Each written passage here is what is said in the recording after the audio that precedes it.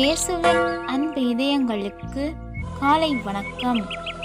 இந்த நாள் உங்களுக்கு ஆசீர்வாதமாக அமைய வாழ்த்துக்கள். இப்புதிய நாளுக்கான ஆசீர்வாத இறைவசனம் எசேக்கியேல் அதிகாரம் 36 இறை வார்த்தை 29. உங்கள் எல்லா தீட்டிலிருந்தும் நான் உங்களை மீட்பேன். தானியம் முளைக்கச் செய்து அதை மிகுதியாய் விளையச் செய்வேன். உங்கள் மேல் பஞ்சம் வரவிடேன்.